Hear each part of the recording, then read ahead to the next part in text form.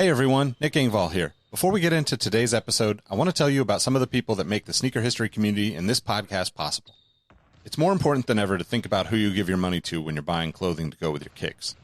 Our friends at Guilty Goods started their brand with a goal of giving back, especially to the communities that make sneaker culture possible. With every purchase from Guilty Goods, at least 10% of the proceeds are donated to organizations like Big Brothers and Big Sisters, the Susan G. Komen Foundation, the Movement for Black Lives, and many more.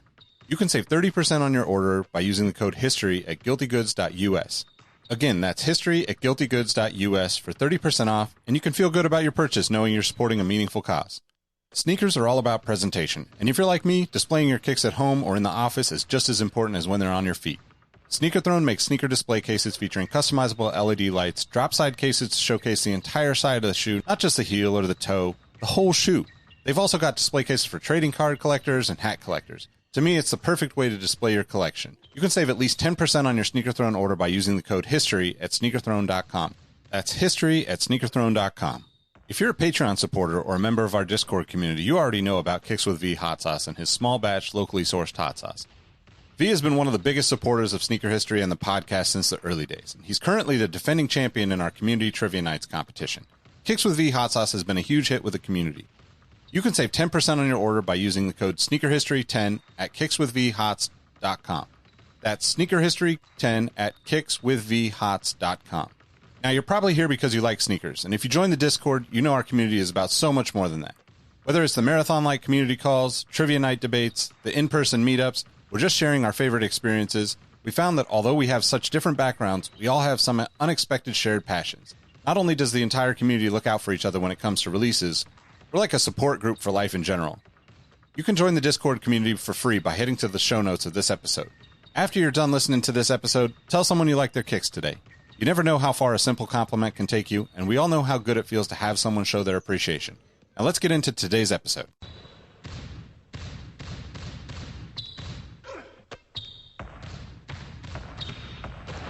Jordan trying to shake off Starks. Oh, what a James with no regard for human life. Final seconds. Bryant for the win. Iverson against Gill. The crowd on its feet. Allen for the win. Welcome to the Sneaker History Podcast. What up, what up? My name is Nick Engvall, and this is the Sneaker History Podcast. For me, sneakers has never really been about the shoes. It's been about the people. Sneakers have been the connection to friends, business partners, unforgettable stories and memories, and opportunities that I could have never imagined. My goal has always been to create something that opens doors for others to find ways to do something they're passionate about for a living. If you're already a member of the Sneaker History Discord, you know how great the community we have is. It's so much more than sneakers. When someone needs some help getting through a tough time, the community is there. When someone in the community drops a new product line or publishes their first YouTube video, everyone is quick to support. That's why this year we'll be launching a series of new podcasts directly from the community. The first is a Formula One focused podcast hosted by myself, Rohit Malhotra, and Todd Yates, where we hope to make becoming an F1 fan a little easier and give you a better understanding of the sport, whether you're just starting to watch or a longtime fan. You can check it out at exhaustnotes.fm or linked in the description for this episode. As always, thank you for supporting Sneaker History, and don't forget to tell someone you like their kicks today. What up, what up? Welcome back to the Sneaker History Podcast. My name is Nick Engvall. I'm with my guys, Robbie and Rohit, to talk some kicks, to talk some all-star kicks specifically. Well, more importantly, what's good, fellas? How you guys doing? I feel like it's been a minute since we've all been on together. It has been a minute, and I mean, we got the West Coast explosion. Shout-outs to Mike, hopefully holding things down for Team Guillory. My man is living the thankless life of being a dad, but you know what? We all appreciate what Mike does on and off mic, so hang in there, Mike. That's a lot of mics. Microphone and mic, just to clarify. Yeah. Not when mic's on mic. Which brings me to racks on racks on racks. I'm good. I'm good, man. Just a lot going on in a good way. It has been a while since we've all been together. This recording once a week thing, kind of hit or miss now if you get to see another person. So happy to see everybody. Yeah. The timing's a little weird. And like, for some reason, I feel like we've all had like little things here and there, just been like, not today. Just promise me whenever we get the whole band back together again, we get the tasteful Charlie Pluth montage of "It's been," yeah, because you know The floodgates of tears will open once all four of us are here, and it truly will feel like a sneaker history episode. But either way, we move on. That's me ugly crying, just trying to ugly cry. Yeah. Cry. This is happy times, though. This is going to be an all-star extravaganza. This is good stuff. Yeah. All-star game is always like, one of the most important things of the year. But before we get into that, most important thing of the year for us would be that we just need you guys to leave us some reviews. We haven't been able to read any reviews. So get creative, get funny, get entertaining, be dramatic Hack if you need someone's to. phone. Yeah, whatever you got to do. Stranger off the street, take their phone, steal it, write a review, give it back. Lie. Yeah. Clone yourself. Yeah. Open up a line of credit in your child's name. Actually, don't do that, but give them a fake account so they can also write a review for us. Right. I want to hear I want to read. I love these guys. They're so great from Grandpa's burner iPhone 1938 or something like that. Listen, we have a young demographic. Our young demographics tend to give these tutorials on how to use technology. Let me help you with the curriculum. Showcase that elderly person in your life how to write a review, join a message board or a Discord, and just preach good internet etiquette. And what better way to do that than writing your boys a review? So true. It's the only proper thing to do. Right? Yep. Help me to help you. All right. Well, All-Star shoes are you could probably talk for like 6 months straight on All-Star shoes because it's basically when every brand goes as hard as they possibly can. Other than the last 2 years, it's been a little weird because of COVID, there's been some challenges, let's say.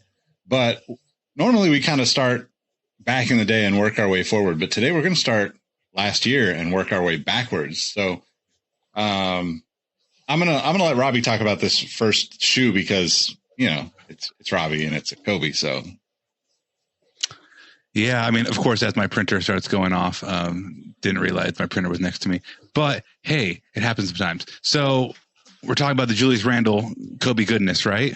Yep. Okay, the Gumbo League stuff. The All-Star, yeah. Right? The All-Stars M6 Kobe Protero. Yep. I think it was, I forgot what the... Yes. Okay. Yes. See, the Protero stuff throws me off because, him and wearing Kobe stuff has been from day one. But yes, Julius Randle in his solo and looking like his only All-Star appearance with the 6 Protero. One that definitely fell victim of COVID, right? It fell victim of COVID supply issues. It fell victim of tragedy. Fell victim of... I don't know, a lot being worn by Julius Randle. I don't know. It would have been great. I'm pretty sure. What's his face? The guy from the Bucks who looks like Kobe. Chris Middleton. He gets like all the Kobe PEs in the All-Star game in life. It would have been nice to see him featured on here again to wear the 6 Protero. But such a great shoe, man. That gradient fade. I think the 6. In any flavor. That was a great Nike ID option for a long time. It's gradient fades and red to black. You cannot go wrong. Now, you can't really go wrong, and I know that the Grinch tends to take all the 6 headlines, but this is a very decent, if not excellent shoe.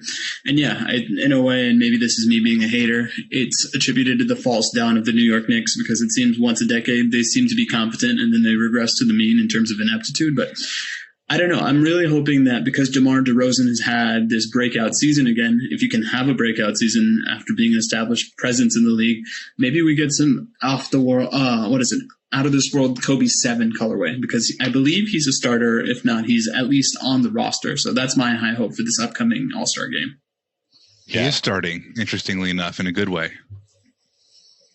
Yeah, I just I guess on that Kobe note, I just saw I just watched the Devin Booker tour of his house on Fancy Cribs Architectural Digest. Yeah, but it was cool to see some of the sneakers in his closet and stuff in that episode. But I always think of him now with Kobe's too. It's like him and DeMar are the 2 guys that I just instantly think of when I think of Kobe PEs.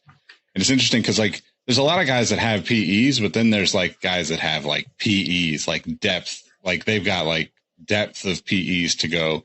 To your point, some 7s even where most people didn't get them. the Chris Middleton shoes are like really unique on the Bucks colorways, but like I think I've only seen him wear like 2 or 3 different colorways. So really interesting. Going like a year further back, an even weirder All-Star game, I guess, because we didn't know that it was about to all come crashing down after the All-Star game. Talking literally about like right after. What's that? It was like literally like the week after. Yeah. Yep. February 2020, you got, LeBron in the 17, but it was like, I guess like forgotten really quickly, right? Because, what's his name? Did the mic touch thing and who was it that did the mic touch thing and like basically got all the reporters sick? Oh, Rudy Gobert. Yeah. Sorry, I forgot his name. He was coughing on all the, yes. Yeah. Greatest Funny French guy. contribution to this century is Rudy Gobert spreading COVID. It's the most offensive thing he's done. As it has to be. I mean, so that LeBron, so the Space Jam New Beginnings, whatever it's called, Next Beginnings, that's the one that was like mainly featured, but Spicy P, Pascal Siakam had I believe it was a KD 12, gorgeous like baby blue colorway. Devin Booker had a Kobe 4 Protro with like all black with a little bit of like orangey red on the toe. It was the time where I guess we're still in this time, right? Where it's like Nike isn't putting the same like signature basketball money into these games. The players have their stuff. The Monstar Space Jam thing, I think, was more of a tie-in that happened to be the best venue for it as All-Star Weekend, but that wasn't an All-Star shoe. It was like, oh, let's just debut this here because it's the big stage. Why not? Yep. We've been a couple of years removed from. I think it's definitely digressed back to like the 90s where it was okay, wear whatever you want, kind of. If you have something new to debut, like Penny debuted the Penny 3 in the All-Star game, like 97, 98. So it's like, hey, let's use this to do something, but we're really not going to release anything for like, special occasion. Yeah, and just to kind of fill everybody in, we're going off this list that Complex put together last year for All-Star Game, just so we can kind of have the outline, but we're just going off of what they said was the best shoe of the game, and then we'll talk a little bit about some of the other shoes, obviously, because we all got our opinions, and I would never put the LeBron 17 on any of these greatest shoe lists, no matter what. But that's just me. I'm not a fan of the 17. I have to say, the 17, I have the White Men Can't Jump, like the Force pair, extremely comfortable. They look great when he looks down on foot. You got to wear them to believe, but that's definitely a kid shoe with all that purple and green and all that stuff. So does the tongue rub on your like top of your foot weird? Because I tried them on in like a Foot Locker after the fact when they were just sitting, and I still didn't pull the trigger because the tongue came up weird on my. Like, I mean, I could wear long socks with it and it'd probably be fine, but it's just one of those things. Some of those shoes, like it reminds me of the KD. What was the super flat? The KD 7 super flat and a long tongue. And it just felt annoying to me. I love the silhouette, but I think the tongue just didn't vibe with me personally. That's how I felt about the 17. I only worn it one time. I'm not going to lie. I didn't have an issue with it though. That one time I wore it, but I don't remember off the top. A lot of shoes, like these recent stuff, if you're like into performance basketball, you remember, or if you're into these athletes, you remember the shoes. But even as we go into 2019, they have the Watch the Throne LeBron 16 is like the best shoe of the game. I know Mike would agree. It is a very good looking shoe. But I mean, the Harden Volume 2 was also in that game in like a really clean, like light colorway, like a kind of, it looks ghostly. It's not ghost, but I think the Harden really doesn't get enough it doesn't get enough love, especially in retrospect. I think people just feel some kind of way about James Harden. It's like, I'm just going to disregard these shoes. But Harden Volume 2, when you look back at it, has aged very well over a couple of years, and it still looks really good. Like that was one of my favorite shoes. I would not have put the LeBron up there. I would have put like the Harden, honestly. Yeah, I think was it Russ that wore the like almost undefeated looking 30, what is that, a 32 with a like full strap thing? I think that was that same year, right? I believe it was too. Or maybe, no, because Russ would have had his why not line. Somebody wore the 32. I think that's the 32 that had that like really interesting lacing system, that like quick. No, lacing. the 33 had the pool. 32 was just like 33. The Jordan 2. The 33 had the laceless pool and that good stuff. But still, I mean, that didn't stick around very much. That would have been pushed by, like, Kemba Walker, Jimmy Butler at the time. Yeah. And I just looked up the All-Star shoe from the 2019 game that Russ wore, and my goodness, it is a cavalcade of colors. So yeah, it's like a wild why not. The own the game colorway. Yeah. Yep. What shoe was it though? Was it the Westbrook Volume 1 or 2? Why not 0.2? Yeah, I mean that's a great shoe. I believe for sure. It's camo-y, right? It has camouflage on it. It's camo-y, and then it's got that bright green heel tab. Damn, see, that's off the top. Weird things you remember. But yeah, that's design-wise, it's a great shoe. Yeah. It's one of my favorite designs the past 10 years. It was LaMarcus Aldridge who wore that undefeated-looking 33. Yeah. Which might be the Travis Scott, because Travis Scott's 33 was undefeated-looking, or Cactus Jack-looking. I think that's the one I'm thinking of. Yeah. I mean, LeBron's an easy de facto for people to latch onto, but a lot of other good stuff in that game. Totally. And I think the interesting thing about the LeBron 16, all the LeBrons where they try to tie in other LeBron stories, I don't think they did as well as as well as like the sneaker media kind of put them out there as, if that makes sense, right? Yeah. Like, don't get me wrong. I think that shoe is beautiful. The LeBron 16 Watch the Throne is a gorgeous shoe, but it wasn't like impactful in any way. People don't remember it compared to a lot of the stuff that was on the court. And because LeBron wears so many different things, how many people even remember what shoe he wore for All-Star versus what shoe he wore in the tunnel that year, or, for whatever other thing that he was like, got the quintessential, like, front page photo type experience going on. But I was going to say that was also the first LeBron in a little bit that had the swoosh on it again, right? Because I think the 14 and the 15 were swooshless. Yeah. Big swooshless. Yeah. Yep. And that's a good one. Good way to transition to 2018 was kind of one of the most awesome streetwear moments, because LeBron wore those crazy Kith, LeBron 15s with all the floral print and embroidery on them, which, gorgeous. Yeah. I mean, I don't know that I would ever wear that shoe, but I would look at it for hours on end if I had a pair.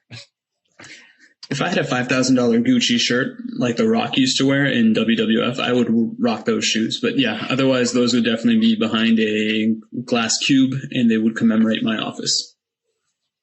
The 15, I have a pair. They're very hard to wear. But I mean, a great Kith. I love Kith. I love LeBron. It's a match made in heaven. But in that same game, you have DeMar DeRozan in the red undefeated Kobe 1 Pro Tro. That's pretty hard to top. LaMarcus Aldridge in a 32 low, a very clean white and black colorway, like an Oreo looking thing. Fire.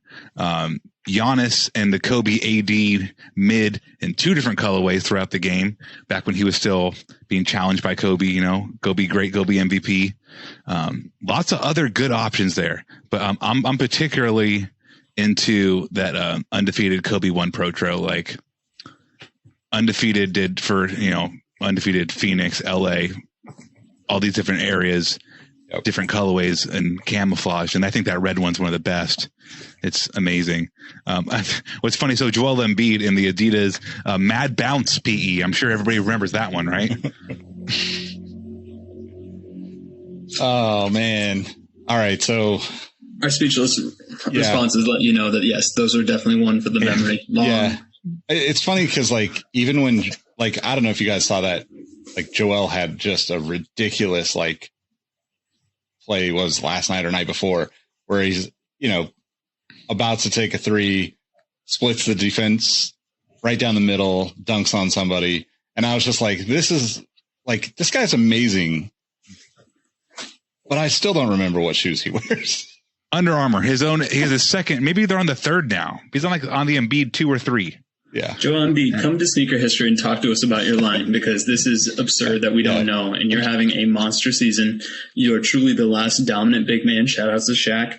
But yeah, this cannot be accepted. We need to know more about your line, because Under Armour is not doing it, unfortunately. But they do a lot of other good things. Yeah. Explain the process. Let's explain try that. The process. Trust it and then explain it. Process is over. The process is dead like Barney. So 2018, we got that Kith. The following year, John Wall, he was an all-star at one point. What? That's crazy. In the trophy room 17, that's what they put. They as in complex. 16, John right? Wall in the trophy room 17, 16. which is a good, yes, pardon me. Yeah. 16. It is a great looking shoe. I think it's a pretty shoe, but best shoe of the game. I don't know about that. The thing is, as I'm reading the article, I wonder, would this shoe be even more popular had the game started or continued to remain in Charlotte? But because there was the legislative battle around, I believe it was a trans bill, we had to move the game to New Orleans. And I kind of feel that, to your point, and hopefully I'm teeing you up perfectly, Robbie, it's not as memorable of a shoe. Like, what were you thinking would be more memorable from that year? Yeah, it's tough. I mean, so what I remember it as is the first and I think the only year they tied Black History Month into the All-Star Kicks. Like, All-Star Kicks were the Black History Month shoes. KD, LeBron, Kyrie all got black, white, and gold shoes. To that point, I was thinking about it before we started recording. I think that's a really smart way to angle these shoes going forward. I don't know why they didn't do it more. You don't always have to do, the same BHM print or black and gold, but those two events, I mean, All-Star Weekend taking place during Black History Month, I think really lends itself to have like a genuine conversation through shoe storytelling and, financial initiatives and XYZ. You can do so much cool stuff if you tie All-Star Weekend from Nike into Black History Month. Proceed, whatever city you're in, there's many things you could do. And they only did it this year in 2017. I found that very interesting. They're like, all right, All-Star shoes aren't selling that hot. Black History Month shoes aren't selling that hot. Let's just put them together. And I think that is a good idea. I think the brands all struggle with like when to go hard with an initiative, right? Because February, especially, right? You also have the Super Bowl mixed in there. And I think that they just, it's probably just one of those situations where like sometimes things get approved and sometimes they don't, and people move on from companies. So like there's probably not consistency even within the people that are working on a particular project year to year to even have these conversations, right? We as, fans of everything are paying attention, but like, are there people there that are paying attention enough to remember like all those things throughout the years, or do they do a good job of sharing that information with the next person that takes on their role as they move up or onward to another company? So, I think the other thing is as well, the product timelines, right? A lot of these shoes are kind of developed and finalized 18 months before any sort of release date. And so I do wonder, like, to your point, Nick, like hindsight, what happens? Like, is it something that maybe we need to make shoes with a quicker timeline? And granted, that's an absurd thing to say, especially given all the supply chain issues we as a society are running into, but I feel you on that. Yeah, it's definitely interesting. I mean, I think that's one thing that's like exciting about where we're headed with stuff, right? Like a lot of the printing, a lot of 3D printing type stuff, and a lot of the materials that are being used. I feel like we're all trying to, like, as a whole, the industry is trying to shorten all of these things, but not even just to make them shorter. Like, yeah, that the business side is a reason to make it shorter, but also like just from a, environmental side, right? Like, all this stuff of shipping and all the delays that we've been dealing with for the past 2 years are kind of a reminder of like, hey man, we could do this in our backyard. It would be way easier than trying to do this crazy 6 to 9 month period between a shoe being thought of and produced. So, but yeah, I mean, I don't know. Let's jump into 2016 though, because there's a few interesting ones from 2016 that I actually remember. They have the Air Jordan 30 Cosmos, Russell Westbrook. I actually like that shoe. It's the correct answer. I think it's probably the correct answer. The shoe that stands out to me from that year is whatever the Way of Wade shoe that Dwayne Wade wore that was like all chromed out like the old C-Dub Webbers. Yeah, it's like the 3 or the 4, but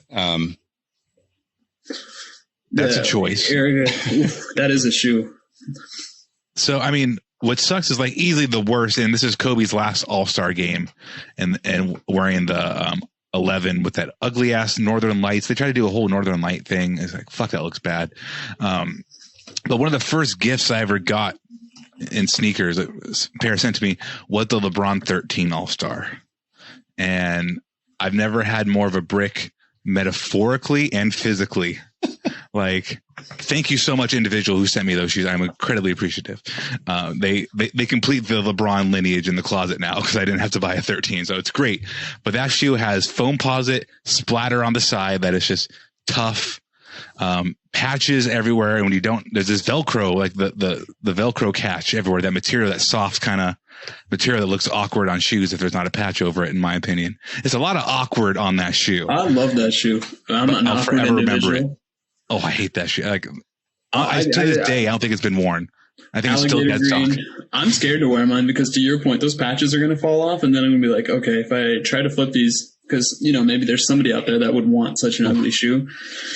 No, yeah. Nick brought up tongues, man. That tongue too is like 5 inches high. It's insane. It makes no sense. Some of the best way to describe some of the LeBron shoes are postmodern. Nah. Jason was just smoking crack on that one. Like that was a mistake. But we all have them. Nobody's perfect. I make mistakes. I made 2 mistakes today alone. So who am I to judge anybody on this earth? I'm not qualified. But the 30 Cosmos is definitely the correct. When that shoe pops up, even worn, people want like $250 for it, and I almost bite. It's like, it's a gorgeous, weird shoe. Another one you really can't wear daily, but yeah, gorgeous looking. There's a few other interesting things about 2016 that I want to point out. There's like the Hyper Rev, the Hyper Live, the Hyper whatever. Like it's like 3 or 4 different hypers, and Nike had, Paul George, Draymond. Did they have a James Harden? DeMarcus. I think Harden was just into. That was his first year with Adidas because I keep thinking Run the One was that year. 2015 was the Run the One. Yeah. No, I mean there's Run the One, and that's a whole different shoe. But Air Max Run the One is Audacity. 2014. Yeah. But yeah, Nick, Boogie to your Cousins, point, speaking of 1-time, well, I guess 2-time All-Stars, but John Wall is actually on this list with French Blue retros again. So maybe he just gets selected to be the retro guy. That'd be cool. John Wall keeps it real, man. I mean, future Los Angeles Lakers John Wall. Yeah. For as much as I don't like him, he keeps it real, and I can't fault for you. If you're your authentic self, I can't fault you for that. Yeah. But to Rohit's point, 2015 is where we had the last James Harden shoe. That's where we had the kind of like Brooklyn transit, like subway maps throughout the inside of the shoe. I have 2 of those shoes. I have the Kobe 10 All-Star, and I have those James Hardens you speak of. No, I sold those James Hardens to which you speak. They're no longer in my possession. Because they weren't very comfortable, but I still have the Kobe 10s up there. Really good looking Hyperdunk 2015s. Jordan branded like a whole snowy white thing for some fucking reason. I think it was one of the last years we had a mellow shoe. Good times, man. I love that Kyrie one. That's one of the few that I have from my Kyrie collection that I'm really proud of. And yeah, even though it's seemingly a drab colorway when you read about it, it really is vibrant when you look at it in person. And to your point, the subway motif really pops off the shoebox as well as on the sneaker itself. So I think they made the right choice from a complex perspective. Yeah, I like that shoe a lot. I mean, it's like simple from a silhouette aspect, but like all the different elements of materials and layers and textures make it really interesting. I've had 2 pairs of those in my life, and neither one are in my possession. It's a cheap feeling shoe. They look good, but when they're on foot, it feels like you're wearing cardboard, plastic, and some Zoom Air. And it was priced that way too, though. So it wasn't priced like a premium model. So I get it, but That was a flimsy mother sucker.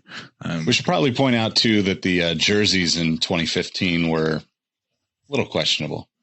Oh, sus. Nothing on the front, basically. Yeah.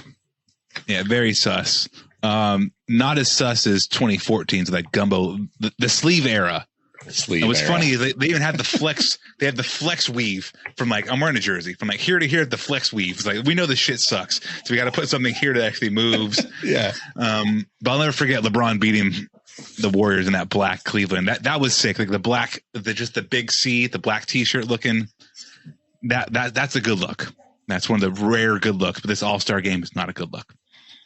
That was also the year where LeBron famously like ripped it to make it like a more traditional basketball jersey, because he was getting so constricted by that. And that was the whole tying back to, I'm a Nike guy. This is kind of why I did it. But yep. I mean, Adidas historically makes bad performance apparel for athletes. I've owned more than one Adidas like NBA jersey, and they stunk. Like those were not good products. The Reebok too. So Reebok was bought by Adidas. Was like, we see you have that contract with NHL and NBA. We're going to go and buy you. And then they do a horrible job. But the Reebok ones were also bad.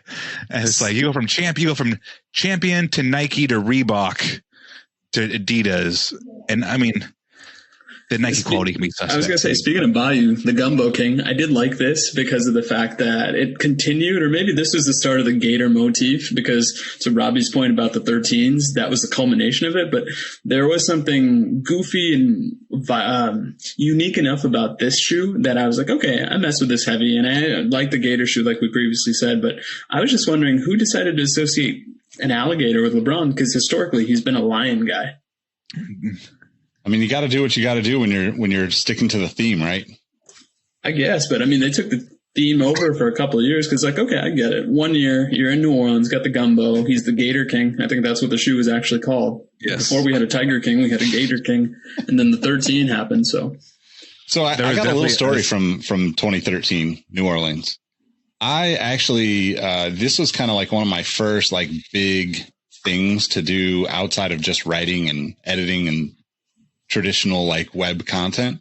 So when I took a job at Finish Line, I had no idea what I was doing in terms of like, 2013, nobody knew how to live stream an event, successfully. Right. But we set up a court in a mall in New Orleans and worked with Under Armour, had Steph Curry come out in the Under Armour Anatomic Spawn. I won't comment on whether that's a good shoe or not, but I do have a handful of pairs of various colorways and PEs because, once you work on a project, you get like totally emotionally wrapped in to this. But Steph Curry came out to the mall and we live streamed the whole thing with Jacques Slade, Yoanti. I think we had Grant SC Knows on social doing the photography and some of the video stuff.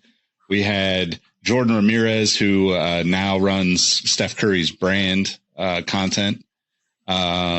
Just a phenomenal group of people that came through. Nightwing was involved. I think we pulled a bunch of people who couldn't make the trip to All-Star to be a part of the live stream and talk about it as it was going. And I shit you not, I went from the court in the middle of the mall. Thank God Radio Shack was still in business. Ran down to Radio Shack at least 5 or 6 times because we needed cords to get extended. We were like, can we connect to the Wi-Fi? Can we hardwire to the Wi-Fi? Can we move the mics? The table was set up it was the most chaotic experience behind the scenes I've ever experienced. And of course, like I was like so sure that we could do it that I was like, my boss was like, if you screw this up, it's probably over for you. Yeah. You're never working in this industry again. that was basically the conversations that we had, but it ended up really amazing. And Steph Curry lost a game of horse to a little like 8-year-old kid who was just on fire shooting buckets that day. So I will never forget 2013, and I will never forget even on the court how most of the shoes, in my opinion, were just horrendous. He let that kid win. Let's be completely honest. I mean, the kid was, I don't know if the video is still up, but the kid was like, I don't think the kid missed. Like, we did basically horse around the perimeter, right? So it was like I think it was 6 shots all the way around. I think the kid went 6 for 6 and Steph went like 4 for 6. But like, I mean, it's in a mall. It's in a like roll in cheap plastic, hoop or whatever. But it was one of those things. Yeah, he's living. I said 2013, but 2014 was the year. It was. I just can't believe times. the shoe is called the Anatomic Spawn. Yeah. I wish they would have got an actual Spawn comic book collab going with it for that. Like that would have been enough for me to just be okay with the name and the oddity. I always thought that too.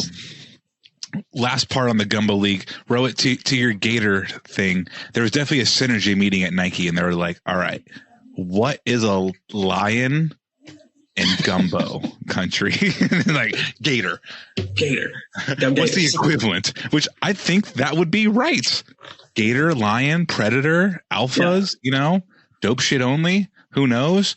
And then, so let's go 1 year back to probably the most continuously talked about modern Jordan model, right? I think everybody who's ever worn a pair of 28s is like, damn, these are comfortable.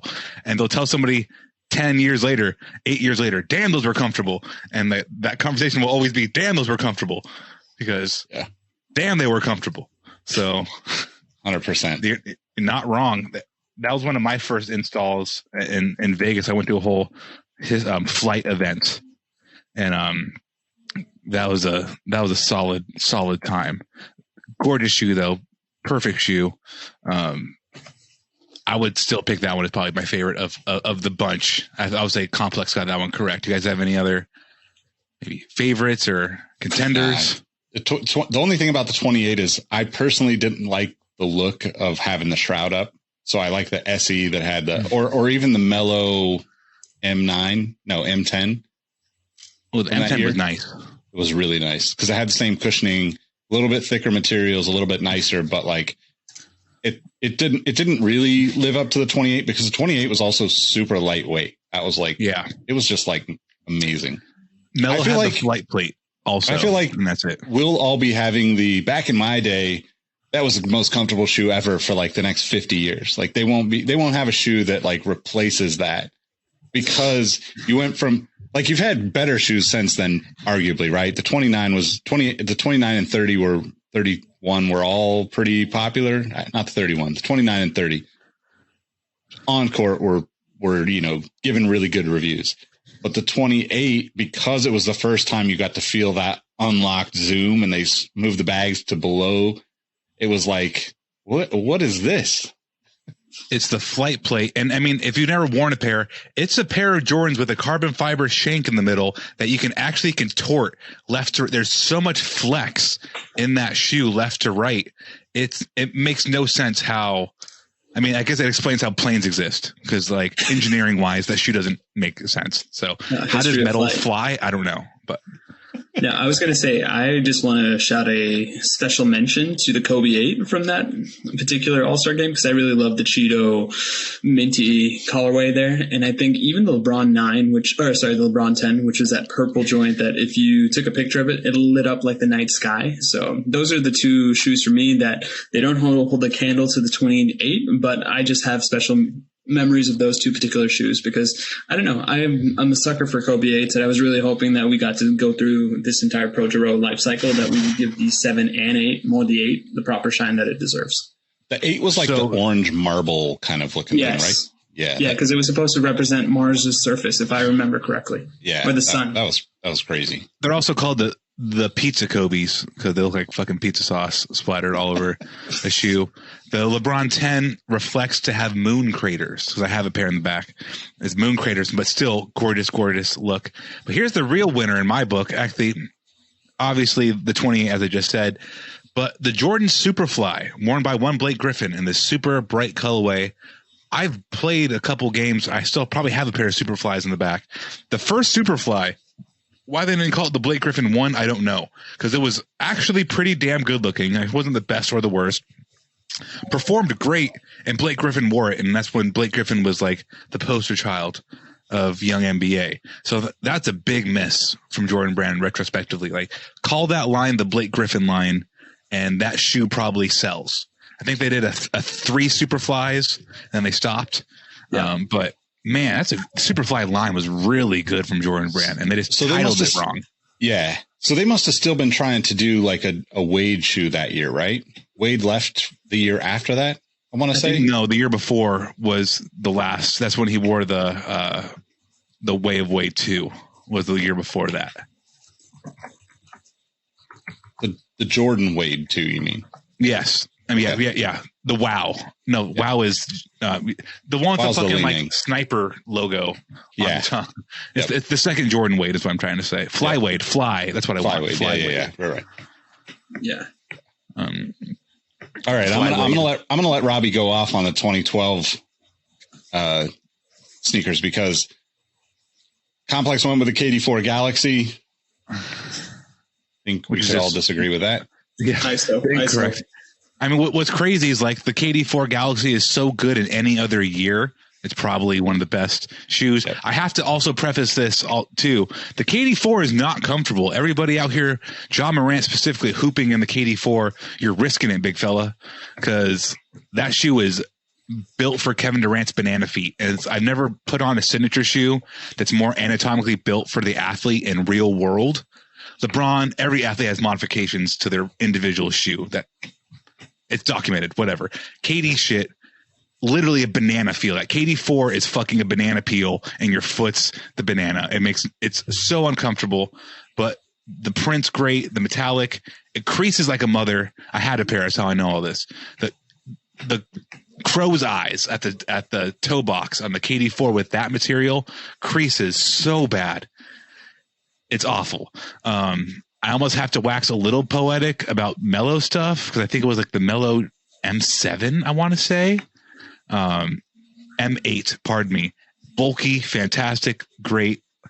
Chris Paul 5, great. It was the Fly Wade 2. I was a year off. So Fly Wade 2 was this year, not the year before. All great shoes, right? None of them are the Galaxy Foamposite, though. Like, the Galaxy Foamposite is in that Mount Rushmore. Like, if you were just to do a really shitty Photoshop job and just put shoes over those old white guys' heads, it would have Galaxy Foamposite, Tiffany Dunk, Jordan 1. And do you put Staple Pigeon as the last one? I don't know. It's up to you. But I think Jordan 1, fucking Tiff Dunk, and the Galaxy Foam are on the Mount Rushmore. 3 of the 4 Mount Rushmore men. Most like important. I think that's a whole episode, but it could no mention of the Jordan 2012. Those interchangeable slide-in, cushioning systems, and the 3 different like ankle wrap thing. Buy a Chris Paul 5 for $100. Save the $100. I think they were probably $200 for the price tag of the Jordan 2012, just to get 6 extra things. I think you got 3 ankles and 3 airbags. Go buy a Chris Paul 5. Go buy a Mellow M8. That's when Jordan Brand was really. I mean, they make good stuff now for signature athletes. Don't get me wrong, but yeah, that mellow stuff gets slept on. It's ugly. It's bulky. It's not ugly. It's not for everybody. I don't find it ugly, but mellow stuff is fire at points. I would agree. I've got definitely more than a handful of mellows in my stash. I'm gonna have some another hard pass here. 2011. Complex said the Nike Zoom KD3, I think that's a gorgeous shoe, but I actually think that I would probably go. I mean, don't get me wrong. The LeBron 8 is a great shoe. I gotta give it to D Rose and those bright ass yellow D Rose 1s. I mean, this guy was running circles around everybody else in the league. And then also came out with the brightest pair of shoes on the court for the All-Star game. Ooh, Hyperfuse Lows. Hyperfuse Low, 2011. Because you're not wrong. That D-Rose stuff is fantastic. It looks great. But are you talking about the Darren Williams player edition? There's a couple of them out there. Okay. There's a whole pile. But Hyperfuse Lows, I think that LeBron 8 is one of the best LeBron shoes ever released from the general public. It's a fantastic. The LeBron 7 is a little too bright. You can't wear that every day. This is like a nice royal blue with a nice black. Again, gradient fades. It's gorgeous. God damn it, that shit's good. Takes a hit of smack. Damn, that's good. But no, yeah, the LeBron 8's some good stuff. The hyperfuse is really interesting because like looking back, right, it was like still that like we're trying to figure out how to fuse these materials together. Where like once the KD4 came along, once you evolved past that, it was like, oh, everything is super lightweight. Mm-hmm. Well, the hyperfuse, I think, damn, Mount Rushmore's of technology transforming designs based off of research and people playing in China. It's hot and humid there. They want to have a breathable shoe for those players. That's where it basically came from. But it shows like the same reason why some shoes feel like cardboard with Zoom Air. That shoe was also just cardboard with Zoom Air, but it's plastic cardboard with Zoom Air. Like, but in a purposeful way, not in a bad way. But it's like, how do we make this affordable to anybody out there on the streets hooping, you know, an actual park outside? And how do we make it breathe? And that's how they did it. It's crazy. Yeah. It's actually, I don't know. Now that I think about it, I can't think of who wore on the Adidas side of that whole exact same approach, right? The original Crazy Light that was like 9 ounces or something. Yes. Oh, yes. Crazy fast, crazy light, crazy quick. Yeah. I'm not sure who wore the original Crazy Light, but that was 2011. Somebody had to have worn it at All-Star, and I just can't recall who wore it. I'm looking it up right now. You guys keep going. It had that bright bluish color to it. Oh, the Jordan 2011 too. That's another one of those shoes where it's like, oh, you had to be there as a modern Jordan fan. That's another shoe where it's like, oh, you only wear Jordans 1 to 14. Well, go put a pair of 2011s on and shut up. Yeah, that's a great shoe. I thought it was D Rose that wore the Crazy Light because I thought that was the famous commercial. I mean, he definitely wore it. I don't know if he wore it for All-Star because he had that yellow one for All-Star. Nick's right. The Rose was more of, so it was the Addy Zero. It was the Addy Light, Addy Blank. They used the Rose line as like his, as like the pinnacle for the commercial side. So like D Rose plus the Addy Blank signature and everything else kind of flowed beneath that. But that's where you're getting that thought from. Same era though. Same. You're right. Just Addy, blank. And it is Addy Rose. I believe they marketed it at one point as the Addy Rose. Yeah, originally it was the Addy Rose 1 or whatever, 1.5. You mentioned like the LeBron 7, right? That shoe is super dope. I mean, obviously the retro did pretty well for a lot of people, kind of fulfill that bucket list item without having the cost of hunting down an original. That's who Complex had for 2010.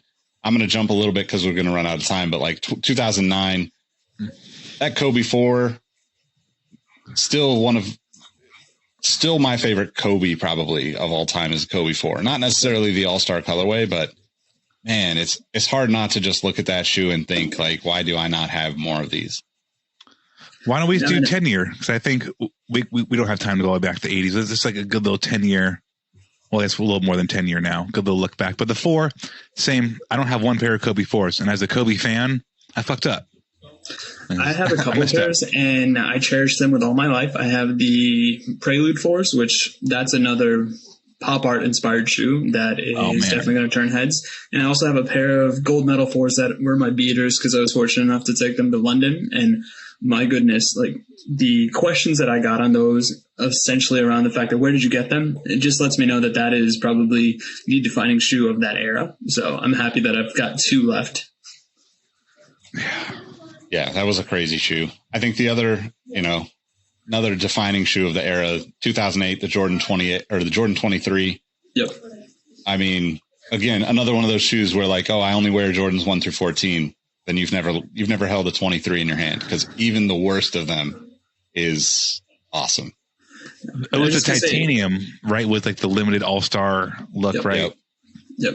Now, I was just going to say in hindsight as well, I wish they could have done more with the 4 because it is kind of bland. And obviously we have the hindsight of seeing future colorways past that to truly capture the artistry of what's possible with the Kobe 4. But yeah, for the time being, it was a nice shoe. But I really hope that if we get the Kobe 4 in some way, shape, or form in the near future, that we truly take advantage of its potential.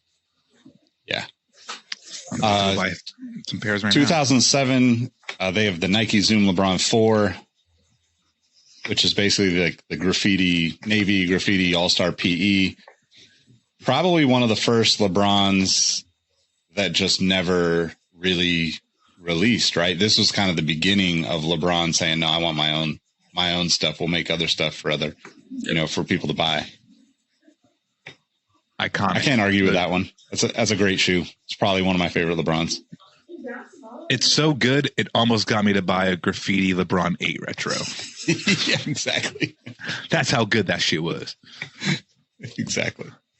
I think it's get going though. So should we wrap there? Let's just do let's see what 2-8. Let's go to 2007, so it'll just be 15 years. Sounds good. Smart. I guess that is 2007. Yeah. All right. Well, on 07, I mean, wow. Anything else in 2007 you guys can think of? I'm trying to think. Is there any? I mean, 2008. 2007 also. Amari Stoudemire's signature line was in the books. He was at 08 was his second shoe. 07 was his first one. The Kobe 2 in 07. Yep. We didn't bring up the Kobe 3 in 08. The beautiful waffle, the red with the gold. Oh, that's a good looking shoe. Jason Kidd in 2008 too, with like a BB low, a super sexy. A Zoom Brave. Zoom Brave 2, I think it was. I'm trying to remember off the top of my head. A Zoom Brave something. Fire though. Steve Nash also with the Zoom BB lows, if I remember. Okay, yeah. So Jason Kidd, I found it. Jason Kidd was in the Zoom Brave 2. Steve Nash was in the BB 2 low. Lots of BB. Oh, Karam Butler with the Flight School.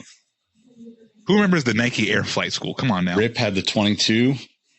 2007. Shit Pierce with the P2.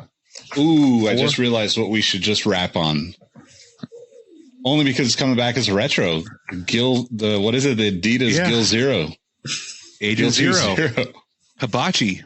Yep. He had the memorable All-Star Game memory where he jumped in the mascot dunking line at one point because Shaq said, "You're not going to do it." And Gill said, "The hell I won't." And then I believe he got around $15K for his charity. Yeah. Yep. Donations. Forced donations are fun.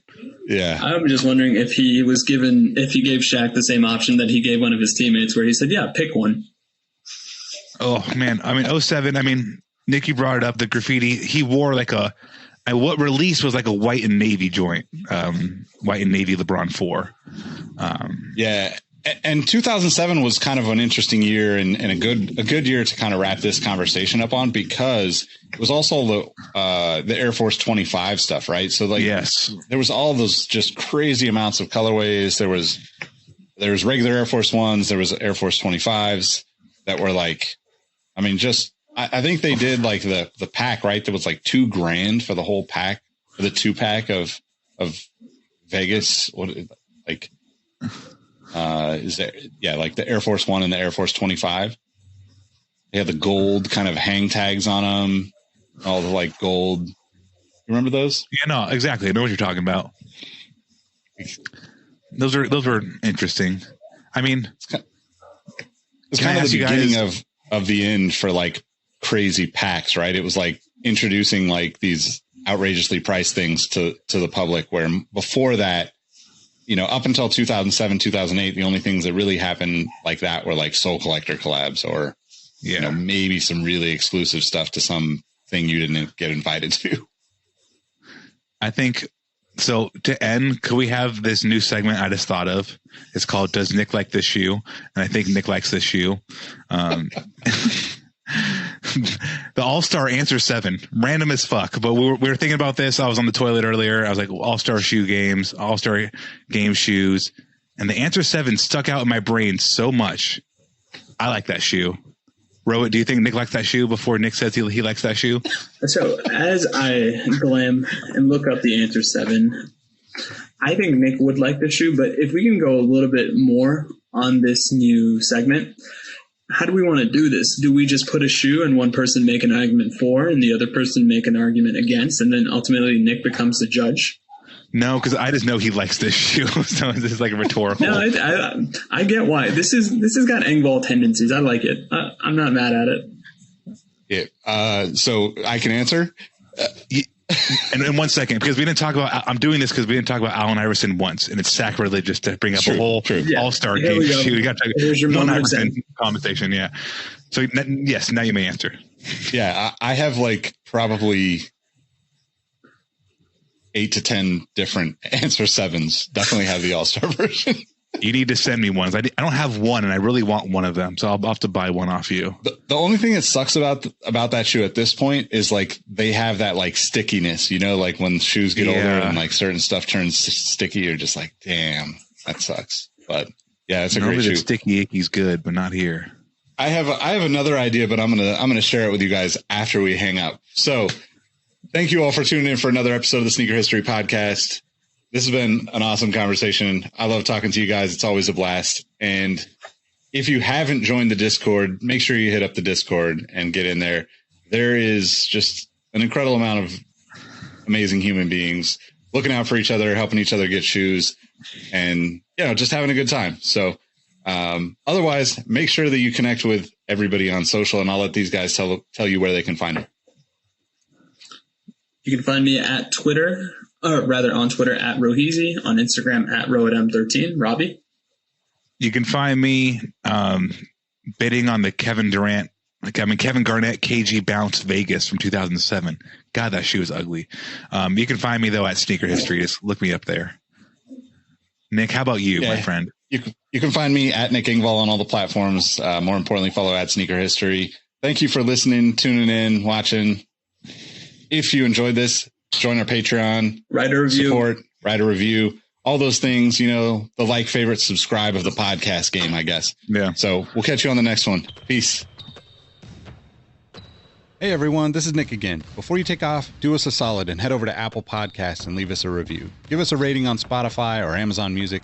And make sure you're subscribed to our YouTube channel because we have even more content coming for you in 2022.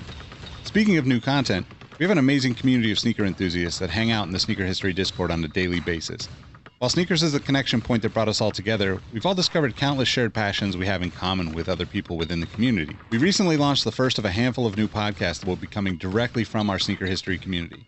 We'll get into the details for those in a future episode, but I'm excited to share that the Exhaust Notes podcast is now live. Now, this is a show about the world of cars, racing, and other automotive-related topics. If you're a fan of Formula One, Formula Drift, cars and coffee, or you're just a weirdo like me that enjoys the smell of gasoline, I think you'll enjoy this one. If you do, add Exhaust Notes to your subscribe list so you'll be updated when we drop future episodes. As always, thank you for supporting Sneaker History, and don't forget to tell someone you like their kicks today. Peace. Hey everyone, this is Nick again. Before you take off, do us a solid and head over to Apple Podcasts to leave us a review. Give us a rating on Spotify and Amazon Music, and make sure you're subscribed to our YouTube channel because we have even more video content coming soon. Speaking of new content, we have an amazing community of sneaker enthusiasts that hang out in our Sneaker History Discord on a daily basis. While sneakers is a connection point that brought us all together, we've all discovered countless shared passions that we have in common with each other. We recently launched a couple of new podcasts directly from our community. One of them is a Formula One podcast. If you're an F1 fan like me, the Exhaust Notes podcast is your weekly fix of Formula One fun. It's hosted by myself, Rohit Malhotra, and Todd Yates. New episodes drop every Tuesday. I've been wearing fitted hats for years and collecting my favorite teams since I was a little leaguer. It has been awesome to see so many new fans getting into fitteds in recent years. Crown and Stitch is our new talk show about fitted hats with Dexter, Keith, and myself, where we talk about fitted hats, snapbacks, throw in some obscure hats because we all kind of like some funky stuff once in a while, don't we? Copping, collecting, and so much more. New episodes drop every Wednesday. Hit the links in the show notes for this episode to give our new shows a listen, and be on the lookout for more new podcasts dropping soon. Last but not least, tell someone you like their kicks today. You never know how far a simple compliment can take you, and we all know how good it feels to have someone show their appreciation. Thank you all for the support, and we'll catch you on the next episode. Peace.